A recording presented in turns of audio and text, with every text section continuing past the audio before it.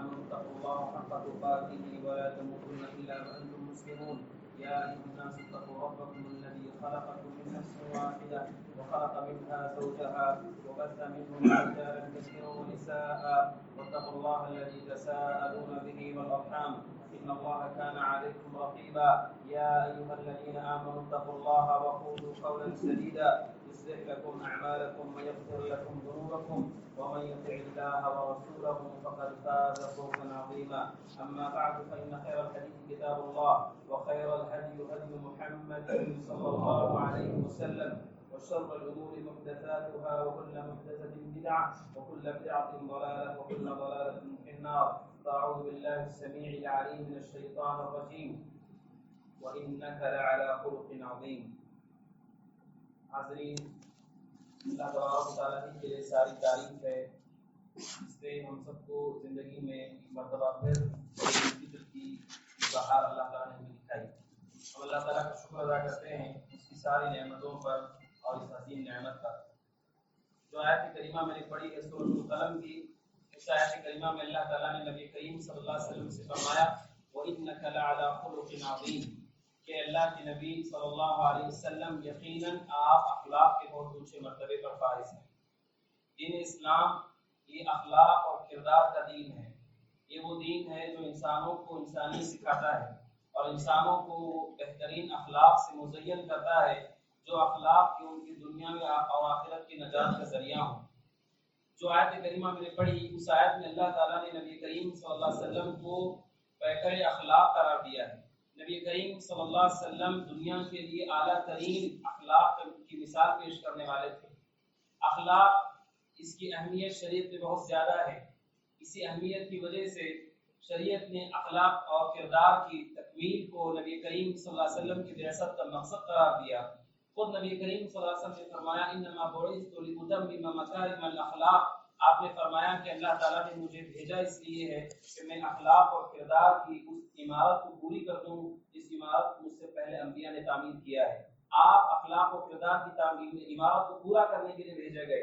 حتیٰ کہ اخلاق اور کردار کو نبی کریم صلی اللہ علیہ وسلم کے لیے آپ کی نبوت کے لیے دلیل قرار دیا گیا.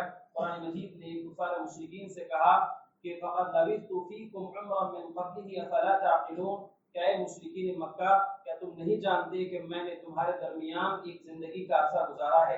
کیا تمہارے پاس اس سلسلے میں سمجھ ہے؟ یعنی آپ کی زندگی کو آپ کی نبوت کی دلیل بنایا گیا کہ اللہ کے نبی صلی اللہ علیہ وسلم ایسے اخلاق اور کردار پر فائز تھے کہ یہ کردار اور اخلاق کی سچے شخص کا ہی ہو سکتا ہے. اس لیے قرآن کہتا ہے کہ کیا تم نے نبی کی زندگی نہیں دیکھی؟ یہ وہی نبی ہے کہ 40 سال تک جس کو تم نے صادق کہا، جس کو تم نے امین کہا، جس کو سب سے بہترین شخص قرار دیا، لیکن نبی بنائے جانے کے بعد تم ان کی تکذیب کر رہے ہو. یعنی آپ کے اخلاق کو آپ کی صداقت کی دلیل بنایا گیا کہ اسلام کے اندر اخلاق کی اہمیت ہے.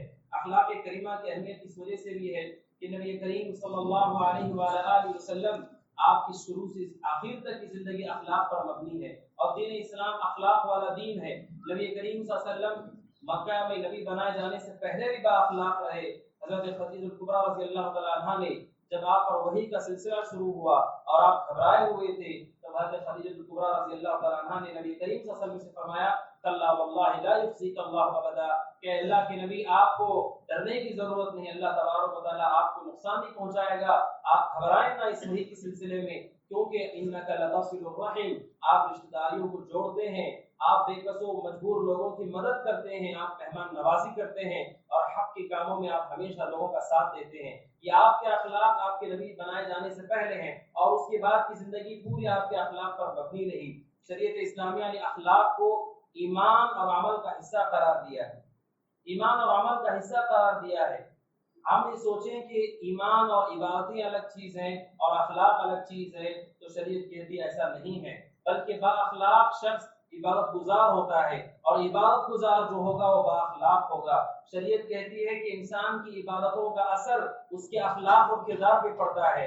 اگر کوئی عابد بھی ہو اور بد اخلاق ہو، یقین جانیے کہ اس کی عبادتوں میں نقص ہے، اس کی عبادتوں میں کمی ہے. اسی وجہ سے قرآن کریم کے اندر اللہ تبارک و تعالیٰ نے کلمہ توحید کی مثال دی، مثل کلمۃ طیبۃ کشجرۃ طیبہ اصلها ثابت وفرعها فی السماء، کہا کہ توحید لا الہ الا اللہ کی مثال اس بڑے مضبوط درخت جیسی ہے جس کی جڑیں زمین پر ہیں لیکن اس کی شاخیں آسمان تک پہنچی ہوئی ہیں۔ اہل علم نے کہا کہ لا الہ الا اللہ کی حیثیت اس درخت کے جڑ جیسی ہے، اور کہا جو اس کی ٹہنیاں اور ڈالیاں جو پھیل جاتی ہیں، کہا کہ انسان کا عمل اور اخلاق و کردار ہے کہ جس آدمی کا عقیدہ، جس آدمی کا ایمان جتنا مضبوط ہوگا وہ زندگی میں اتنا ہی با اخلاق ہوگا۔ اگر وہ عقیدے کی اعتبار سے پختگی کا دعویٰ کرے، عمل میں پختگی کا دعویٰ کرے، لیکن اس کی زندگی اخلاق سے خالی ہو تو یقین جانے کہ اس کی عبادتوں میں اخلاص کی کمی ہے، اس کی عبادتوں نے اس پہ اثر نہیں چھوڑا۔ اسی وجہ سے اللہ کے نبی صلی اللہ علیہ وسلم کے سامنے ابو ہریرہ رضی اللہ عنہ کہتے ہیں ایک خاتون کا تذکرہ کیا گیا، خاتون کا تذکرہ کیا گیا جو فرائض کی پابند تو ہے ہی، کہا گیا اللہ کے نبی وہ تہجد گزار عورت ہے، نفل روزوں کی پابند عورت ہے، اور آپ سے کہا گیا کہ وہ صدقہ و خیرات بھی بہت کرتی ہے، یعنی فرائض پہ بھی پابند ہے، نوافل پہ بھی پابند ہے، لیکن مسئلہ یہ ہے تو کہا اللہ کے نبی کو اپنے پڑوسیوں کو تکلیف پہنچاتی ہے، اس کے پڑوسی اس سے تنگ آ چکے ہیں، اس کے پڑوسی اس سے پریشان ہو چکے ہیں۔ آپ نے فرمایا لا خیر فیہا ہی من اہل النار، آپ نے کہا اس میں کوئی خیر نہیں ہے بلکہ جہنم میں جانے والی عورت۔ یعنی ان نمازوں کا کیا فائدہ، ان صدقات کا کیا فائدہ جن صدقات اور نمازوں نے ہماری اتنی بھی اصلاح نہیں کی کہ ہم کم از کم اپنے پڑوسی کو تکلیف نہ دیں۔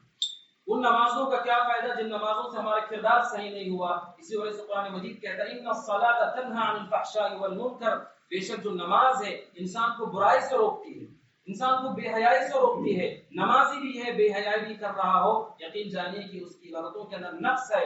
اسی وجہ سے رمضان کا یہ مہینہ گزرا، کامیاب وہ شخص ہے جس کی عبادتوں نے اس کی زندگی میں اثر چھوڑا ہو، عبادتوں نے اس کی زندگی میں اثر چھوڑا ہو، عبادتوں کے اوپر استقامت ہو اور اس کے اخلاق اور کردار بہتر سے بہتر ہوں۔ اللہ کے نبی صلی اللہ علیہ وآلہ وسلم نے جو شخص با اخلاق ہوتا ہے، اخلاق کسے کہتے ہیں اور اخلاق کس کے ساتھ ہوتا ہے؟ اخلاق کہتے ہیں بہترین معاملہ کرنے کو، سب سے اچھا معاملہ کرنا، بہترین معاملہ کرنا یہ اخلاق ہے۔ خرچ کرنے کی شکل میں، اچھی گفتگو کی شکل میں، اچھے معاملے کی شکل میں، انصاف کی شکل میں، شجاعت اور پاک دامنی کی شکل میں۔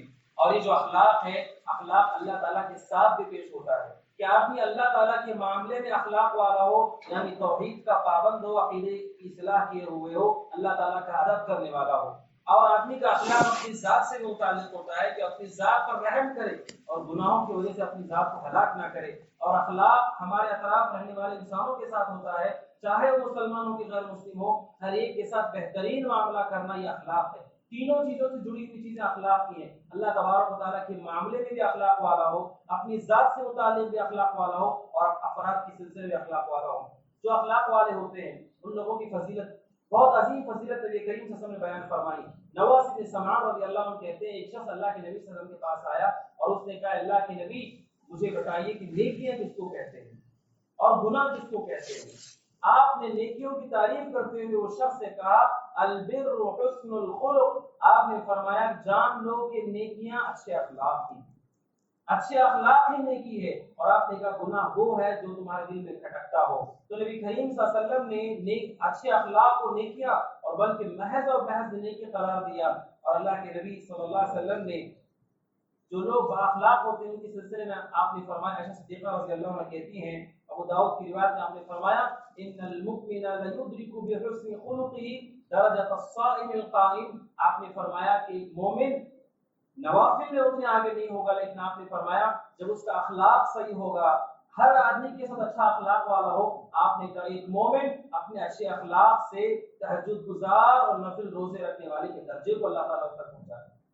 وہ درجہ وہ حاصل کرے گا اپنے اخلاق و کردار کی وجہ سے، یہ نبی کریم صلی اللہ علیہ وسلم نے بیان فرمایا۔ اور آپ نے یہ فرمایا کہ یہ جو اخلاق ہیں، اچھا کردار ہے، لوگوں کے ساتھ بہترین معاملہ کرنا ہے، آپ نے کہا کل میزان میں سب سے بھاری کوئی چیز ہے وہ اخلاق۔ آپ نے فرمایا کہ کل قیامت کی جب میزان قائم ہوگا جس میں انسانوں کی نیکیاں اور برائی تولی جائے گی، نبی کریم صلی اللہ علیہ وسلم نے فرمایا کہ میزان میں جو اعمال رکھے جائیں گے، آپ نے فرمایا کہ اچھے اخلاق سے زیادہ وزنی کوئی اور عمل نہیں ہے۔ سب سے وزنی عمل جو آدمی کی نجات کا ذریعہ ہوگا وہ آدمی کے اچھے اخلاق اور اچھا کردار ہوگا۔ اور نبی کریم صلی اللہ علیہ وآلہ وسلم نے فرمایا، آپ سے پوچھا بھی گیا کہ اللہ کے نبی بتائیے کہ سب سے زیادہ لوگوں کو کس چیز کی وجہ سے جنت میں داخل کیا جائے، سب سے زیادہ کن بنیادوں پر لوگوں کو جنت میں داخل کیا جائے گا؟ آپ نے اس کے جواب میں بھی فرمایا کہ جن بنیادوں کی وجہ سے لوگوں کو زیادہ جنت میں داخل کیا جائے گا، آپ نے کہا تقوی اللہ و حسن الخلق، آپ نے کہا اللہ کا تقوی اور اچھے اخلاق۔ ان دو وجوہات سے انسانوں کی بڑی تعداد جنت میں داخل ہوگی۔ تقوی جو اللہ تعالیٰ سے متعلق ہے کہ اللہ تبارک و تعالیٰ کے حقوق کو ادا کر رہا ہے، وہ حسن الخلق اور مخلوق کے ساتھ بہترین معاملہ کر رہا ہے، اچھا سلوک کر رہا ہے۔ آپ نے فرمایا کہ اللہ تبارک و تعالیٰ اس کو داخل کرے گا۔ بلکہ حدیث میں ابو امامہ باہلی رضی اللہ عنہ کہتے ہیں، نبی کریم صلی اللہ علیہ وسلم نے فرمایا انا زعیم ببیت فی اعلی الجنۃ لمن حسن خلقہ، آپ نے فرمایا کہ میں ذمہ دار ہوں اس آدمی کا کہ جو اپنے اخلاق کو دنیا میں اچھا کر لے۔ آپ نے فرمایا میں اس کا ذمہ دار ہوں کہ وہ جنت کے اعلیٰ درجے کو پا کر رہے۔ آپ نے فرمایا کہ جنت کے سب سے اعلیٰ درجے کو پائے گا، اور اس سے اعلیٰ درجہ انسان کے لیے کیا ہوگا؟ نبی کریم صلی اللہ علیہ وسلم نے فرمایا ان من احبکم الی واقربکم منی مجلسا یوم القیامہ احاسنکم اخلاقا، آپ نے فرمایا کہ کل قیامت کے دن جو لوگ میرے سب سے قریب ہوں گے، سب سے زیادہ چہیتے ہوں گے، اللہ تعالیٰ قیامت کے دن میرے قریب ان کو بٹھائے گا، ان کے بیٹھنے کا مقام میرے قریب ہوگا۔ آپ نے فرمایا احاسنکم اخلاقا، آپ نے فرمایا جن کے اخلاق دنیا میں بہترین ہوں۔ اخلاق مومن کا شعار اور پہچان ہے۔ ابن تیمیہ رحمہ اللہ کہتے ہیں وہ شخص جو کہے کہ میں حق پر ہوں اور حق پرست ہوں، اس کی دلیل کیا ہے؟ اس کی دلیل کیا ہے؟ کہا وہ لوگ اہل السنہ ہیں، وہ لوگ سلف کے راستے پہ چلنے والے ہیں، وہ لوگ حدیث کو فالو کرنے والے ہیں۔ کہا اعلم الناس بالحق وارحم الناس بالخلق، کہا کہ وہ حقیقت میں سلف کے راستے پہ چل رہا ہے، وہ حقیقت میں اصحاب حدیث کے راستے پہ چل رہا ہے، وہ حقیقت میں محدثین کے طریقے اور صحابہ کے طریقے پر ہے۔ کہا اعرف الناس بالحق، جو دین کو سب سے زیادہ جانتا ہو، حق کو سب سے زیادہ جانتا ہو، اور اللہ کے مخلوق پہ سب سے زیادہ رحم کرتا ہو۔ یہ دو بنیادیں جس سے پہچانا جائے گا کہ آدمی حق پرست ہے کہ نہیں ہے، جو حق کے معاملے میں بھی سب سے آگے ہو اور اللہ کے مخلوق کی خدمت میں بھی سب سے آگے ہو۔ صحیح بخاری کے اندر نبی کریم صلی اللہ علیہ وسلم نے ایک شخص کا واقعہ بیان کیا۔ ابو ہریرہ رضی اللہ عنہ کہتے ہیں ایک شخص کے متعلق آپ نے بیان فرمایا کان یدین الناس، جو لوگوں کو قرضے دیتا تھا، اس کا اپنا لڑکا تھا، وہ جب لڑکے کو قرضہ وصول کرنے کے لیے بھیجتا تو اسے ایک نصیحت کرتے ہوئے کہتا تھا کہ دیکھو تم جس سے قرض لینے جا رہے ہو، اگر دیکھو کہ وہ مشکل میں ہے، تنگدست ہے، تو تم اس کو معاف کر دو، کیوں؟ لعن اللہ ان یتجاوز عنا، امید ہے کہ اللہ تعالی ہمیں بھی معاف کر دے، لہذا تم اس کو معاف کر دو۔ آپ نے فرمایا کہ اپنے والد کی وصیت پر اس کی اولاد بھی ایسا ہی کرتی رہی۔ آپ نے فرمایا جب اس کی موت ہوئی اور اللہ کے سامنے پیش ہوا تو اس سے اللہ تبارک و تعالیٰ نے کہا کہ میں نے تجھے بھی معاف کر دیا۔ لوگوں کے ساتھ بہترین معاملات، حسن اخلاق، یہ ہمارے نجات کا بہترین ضامن اور ذریعہ ہے۔ نبی کریم صلی اللہ علیہ وسلم کے اخلاق سب سے اعلیٰ اخلاق ہے، آپ سے بڑھ کر کوئی اخلاق والا شخص نہیں۔ حضرت انس بن مالک رضی اللہ عنہ کہتے ہیں کہ میں نے نبی کریم صلی اللہ علیہ وسلم کی 10 سال تک خدمت کی۔ وہ جو سب سے زیادہ قریبی رہتا ہے وہ زیادہ جانتا ہے کہ اس کے اخلاق کیسے ہیں، اس کا معاملہ کیسا ہے، اس کی گفتگو کیسی ہے، اس کا سلوک کیسا ہے، جو ہمارے سب سے زیادہ قریب رہتے ہیں۔ انس بن مالک کہتے ہیں 10 سال تک میں نے نبی کی خدمت کی صلی اللہ علیہ وسلم، آپ نے کبھی بھی 10 سالوں میں مجھے کسی بات پہ نہیں کہا، کبھی آپ نے ناراضگی اور غصے کا اظہار نہیں کیا۔ سبحان اللہ، آپ کا اس قدر عظیم اور بہترین اخلاق ہوا کرتا تھا۔ اللہ کے نبی صلی اللہ علیہ وسلم کے اخلاق کا آپ نمونہ دیکھیے۔ صحیح بخاری کے اندر روایت ابو ہریرہ رضی اللہ عنہ کہتے ہیں کہ ایک دیہاتی مسجد کے اندر داخل ہوا، نبی کریم صلی اللہ علیہ وسلم صحابہ کے ساتھ بیٹھے ہوئے تھے، آپ کے ساتھ صحابہ کا جمع غفیر تھا۔ وہ دیہاتی آیا اور مسجد کے ایک کونے میں پیشاب کرنا شروع کر دیتا ہے، مسجد کے اندر ایک کونے میں پیشاب کرنا شروع کر دیتا ہے۔ دیہاتیوں کو عام طور پر تہذیب و اخلاق سے واری ہوتے ہیں، تو کہتے ہیں صحابہ رسول کے لوگ اس کو پکڑنے کے لیے، مارنے کے لیے دوڑے۔ آپ نے فرمایا کہ اس کو چھوڑ دو، آپ نے فرمایا اس کو چھوڑ دو۔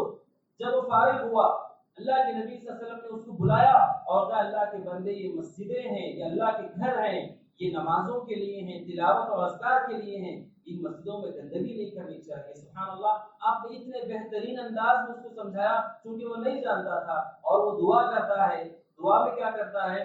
دیکھیے اللہ کے نبی صلی اللہ علیہ وسلم دیہاتیوں کے دل پہ پہنچے ہوئے تھے، وہ دعا کرتا ہے اللہم ارحمنی وارحم محمدا، اے اللہ مجھ پر رحم کر اور اس نبی محمد پر رحم کر اور ہم دونوں کے علاوہ کسی پر رحم کر۔ آپ کا اخلاق ایک دیہاتی کے دل میں اتر گیا کہ وہ اللہ تبارک و تعالیٰ سے آپ کے حق میں دعا کر رہا ہے کہ وہ خود کہتا ہے کہ اللہ کے نبی نے مجھے ڈانٹا، نہ غصہ کیا، نہ اپنی ناراضگی کا اظہار کیا۔ یہ آپ کے اونچے اور بہترین اخلاق ہیں۔ نبی کریم صلی اللہ علیہ وسلم نہ صرف خود با اخلاق تھے بلکہ آپ صحابہ کو بھی اخلاق اور کردار کے درست کرنے کی تعلیم دیتے رہے۔ اللہ کے نبی صلی اللہ علیہ وسلم ایک مرتبہ گزرے، ابو مسعود عقبہ رضی اللہ تعالیٰ عنہ اپنے غلام کو کسی وجہ سے مار رہے تھے، کسی وجہ سے ناراض ہو کر مار رہے تھے۔ وہ کہتے ہیں کہ میں نے دیکھا کسی نے مجھے پیچھے کی جانب سے پکڑا، تو میں نے جب دیکھا تو اللہ کے نبی صلی اللہ علیہ وسلم، آپ نے فرمایا ابو مسعود جتنی تمہاری قدرت اس غلام پر ہے تم اس کو مار رہے ہو، اللہ تبارک و تعالیٰ تم پہ اس سے زیادہ قدرت رکھتا ہے۔ اگر وہ عذاب دینے پر آئے، وہ گناہوں پر پکڑنے پہ آئے تو پھر ہمارا کیا بنے گا؟ کہتے ہیں میں نے اسی وقت اس غلام کو آزاد کر دیا۔ پھر کہتے ہیں میں نے پوری زندگی کسی پر ہاتھ نہیں اٹھایا، پوری زندگی میں نے کسی پہ ہاتھ نہیں اٹھایا، کسی پہ میں نے ظلم نہیں کیا۔ یہ آپ کے اخلاق ہیں۔ آپ نے کہا وہ کیسا مومن ہے جو پیٹ بھر کر کھائے اور سو جائے، اس کا پڑوسی بھوکا ہو۔ آپ نے کہا وہ کون سا مومن ہے جس کے گھر میں مہمان آئے اور ان کی عزت اور قدر نہ کرے۔ یہ اللہ کے نبی صلی اللہ علیہ وسلم کی بہترین تعلیمات میں سے ہیں۔ یہ جو اخلاق اور کردار ہے اس سے اسلام کی نمائندگی ہوتی ہے۔ آج پوری دنیا کے اندر اسلام کو بدنام کیا جا رہا ہے کئی اعتبار سے کہ اسلام کے اندر امن جیسی کوئی تعلیم نہیں ہے، اسلام دہشت گرد کی تعلیم دیتا ہے اور مسلمان نقصان پہنچانے والے لوگ ہیں۔ ایسے موقع پر ہم سب پر شرعی فریضہ عائد ہوتا ہے، خاص طور پر ایسے ماحول میں ہمیں چاہیے ہم اپنے اخلاق کو درست کریں، اپنے کردار کو درست کریں اور ثابت کریں کہ قرآن کریم نے اور احادیث نے ہمیں ہر ایک کے ساتھ بہترین سلوک کرنے کا حکم دیا۔ اللہ کے نبی صلی اللہ علیہ وسلم سے متعلق ہے کہ آپ کو بسا اوقات یہودی کھانے کی دعوت دیتے تھے، آپ ان کی دعوت پہ لبیک کر کے پہنچتے تھے۔ یہ آپ کا اخلاق ہے۔ صحابہ رسول حضرت عبداللہ کے بارے میں ہے، جب بھی گھر میں سالن بنتا وہ کہتے ہمارے یہودی پڑوسی کو پہلے دے دو، چاہے مسلمان ہو چاہے غیر مسلم ہو۔ آپ نے سب کے ساتھ اچھا سلوک کرنے کا حکم دیا۔ حضرت معاذ کو آپ نے نصیحت کی اور آپ نے فرمایا اتقی دعوت المظلوم ولو کان کافرا۔ آپ نے کہا زندگی میں کسی کو تکلیف دے کر ان کی بددعائیں مت لو۔ آپ نے کہا اگرچہ کہ کافر ہی کیوں نہ، اگر کافر کو ہم نے تکلیف دی اور وہ ہمارے خلاف اللہ کے سامنے بددعا کر دے اور بددعا کر دیتا ہے، آپ نے فرمایا کہ اللہ تعالیٰ اس کافر کی بددعا سن کے اللہ تعالیٰ مسلمان کا ساتھ۔ آپ نے کہا کافروں کو تکلیف نہ دو۔ یہ آپ کے بہترین اخلاق اور کردار ہیں۔ آج افسوس کی بات ہے کہ اخلاق اور کردار کی ایسی تنزلی ہے کہ بسا اوقات لوگ اسلام کے قریب آتے ہیں اور ہمارے اخلاق کے دور چلے جاتے ہیں۔ آپ نے سنا ہے شخص کو جو غیر مسلم ہے اور اپنے مذہب کا بڑا جانکار ہے، وہ کہتا ہے کہ میں کسی وجہ سے مسلمانوں کے کسی علاقے میں داخل ہوا اور میں اپنے مذہبی لباس میں تھا، جیسے مجھے دیکھا اس نے کہ میں غیر مسلم ہوں اور اپنے مذہبی لباس میں ہوں، ان کا اپنا نمائندہ ہوں، کوئی شخص اوپر کی جانب تھا، اس نے کچھ کھا کر کے میرے کپڑوں پہ تھوک، مسلمان تھا اس نے کھا کر تھوک دیا کہ ہمارے علاقے میں غیر مسلم آ گئے۔ وہ کہتا ہے کہ جب میں نے وہ اس کا عمل دیکھا میں نے سوچا یہ اتنا بدتر ہے تو پھر ان کا نبی کیسے ہوگا، یہ اتنا برا ہے تو ان کا نبی کیسے ہوگا۔ پھر میں نے قرآن مجید پڑھا، پھر میں نے احادیث کی تعلیم پڑھی، پھر کہتا ہے کہ میں جانتا ہوں کہ آج اسلام کے اخلاق سے مسلمانوں کا کوئی تعلق نہیں، آج مسلمانوں کا اسلامی اخلاق سے کوئی تعلق نہیں ہے کہ غیر مسلم کے ساتھ ایک برا سلوک۔ کہتا ہے کہ پھر میں نے جب اسلام کو پڑھا پھر مجھے معلوم ہوا کہ ان کا نبی کتنا بہترین نبی ہے کہ مشرکین سے مار کھانے کے بعد بھی ان کے لیے ہدایت کی دعا کرتا ہے، امید کرتا ہے کہ یہ نہیں تو آنے والی نسلیں سدھر جائیں گی۔ اللہ کے نبی صلی اللہ علیہ وسلم اتنے بہترین اخلاق اور کردار پہ فائز ہے۔ آج ہمارے لیے ضروری ہو جاتا ہے کہ ہم رمضان کی اس مناسبت سے اپنی عبادت کا اثر ہماری زندگی میں دیکھیں اور اچھے اخلاق اور اچھے کردار کو ہم حاصل کریں، ہماری زبان سے، ہمارے اعمال سے، ہمارے کردار سے کسی کو تکلیف نہ ہو، کسی کو پریشانی نہ ہو اور اپنے رشتے کو اللہ سے مضبوط کریں۔ جو عبادتیں ہم نے رمضان میں کی ہیں ان عبادتوں کو آپ جاری رکھیں، باقی رکھیں۔ تہجد کی شکل میں جو ہم نمازیں ادا کی ہیں کم از کم جتنی میسر ہیں اس کو باقی رکھیں، جو تلاوتیں ہم کرتے ہیں ان تلاوتوں کو باقی رکھیں، نمازوں کی پابندی کریں اور روزوں کا اہتمام کریں۔ یہ عظیم ترین سبق ہے۔ وہ لوگ جو دین پر قائم ہو چکے ہیں استقامت کے ساتھ، اللہ تبارک و تعالیٰ کی جانب سے ان کے لیے وعدہ ہے ان الذین قالوا ربنا اللہ ثم استقاموا، جو لوگ کہتے ہیں ہمارا رب اللہ ہے پھر اس پر زندگی بھر قائم رہتے ہیں۔ جس رمضان کا مالک اللہ ہے سارے مہینوں کا مالک بھی اللہ ہی ہے۔ ہمیشہ اللہ تبارک و تعالیٰ ہمیں دیکھ رہا ہے، وہ ہمارا نگہبان ہے، بہترین کا احساس ہے۔ قرآن کہتا ہے جو لوگ ایمان لائے اللہ تبارک و تعالیٰ کے دین پہ جم جاتے ہیں، اللہ تبارک و تعالیٰ کی جانب سے موت کے وقت ان کے پر فرشتے نازل ہوتے ہیں، فرشتے کہتے ہیں کہ تمہیں ڈرنے کی ضرورت نہیں، غم کرنے کی ضرورت نہیں، تم خوش ہو جاؤ اس جنت کے لیے جس جنت میں تمہیں وعدہ کیا گیا۔ استقامت اتنی بڑی عظیم نعمت ہے۔ اللہ تبارک و تعالیٰ سے دعا ہے کہ اللہ تبارک و تعالیٰ بہترین اخلاق کردار کا حامل بنائے. اللہ تبارک و تعالیٰ ہمارے دلوں کی اور اعمال کے اللہ تبارک و تعالیٰ اصلاح فرمائے. اللہ تبارک و تعالیٰ عالم اسلام کی مسلمانوں کے اللہ تعالیٰ حفاظت فرمائے. جہاں بھی مسلمان پریشان اللہ کی پریشانی دور فرمائے. اللہ تبارک جہاں بھی جنگ کے حالات اللہ تبارک کو وہاں امن اور سکون کی نعمت عطا فرمائے. اللہ تبارک و تعالیٰ دنیا میں ایمان پر رکھے, عمل صالح پر رکھے. اللہ تبارک و تعالیٰ مسلمان دائیں بائیں اوپر نیچے سے اللہ حفاظت فرمائے. خواتین بوڑھے بزرگوں کی اللہ تعالیٰ حفاظت فرمائے. جو لوگ بیمار ہیں اللہ تعالیٰ شفا کاملہ عاجلہ مشکل نصیب فرمائے. جو تندرست ہیں اللہ تندرستی کو شافی تبدیل فرمائے. جو لوگ دین سے دور ہیں اللہ تعالیٰ دین کو قریب فرمائے. جو لوگ کردار اخلاق صالح اللہ تعالیٰ انہیں اخلاق کردار کو بہتر بنائے. اللہ تبارک و تعالیٰ ہماری زبانوں کی اصلاح فرمائے, خواتین کی اصلاح فرمائے. اللہ تبارک و تعالیٰ نے صحابہ سے رکھے اصلاح فرمائے. اللہ تبارک و تعالیٰ جو مقروض اور قرض کی ادائیگی کا ثواب پیدا فرمائے. اللہ تبارک و تعالیٰ جو لوگ تندرست ہیں, پریشان ہیں, غم میں مبتلا ہیں, جو لوگ جو عدالت کی کارروائیوں میں مبتلا ہیں, اللہ تعالیٰ کے آسان کو محفوظ فرمائے. اللہ تبارک و تعالیٰ ظلم, ستم اور گناہ, معصیت اور شرک سے ہماری حفاظت فرمائے, ہمارے رشتوں کی حفاظت فرمائے. اللہ تبارک و تعالیٰ ہندوستان میں مسلمان جہاں بھی اللہ تعالیٰ ان کو زندگی نصیب فرمائے. اللہ تبارک و تعالیٰ ان کی حفاظت فرمائے. ان کی گھروں کی, ان کے مال جائیداد کی, بیوی بچی عورتوں کی اللہ حفاظت فرمائے. اللہ تبارک و تعالیٰ دنیا میں مطلب رکھے, ایمان پر رکھے, کلمہ لا الہ الا اللہ پر رکھے. اللہ تعالیٰ اس حال میں اپنے پاس بلائے, اللہ سے راضی ہو, اللہ ہم سے راضی ہو. ہم کو قول هذا استغفر الله لي ولكم ولسائر المسلمين من كل ذنب وخطيئة. والسلام عليكم.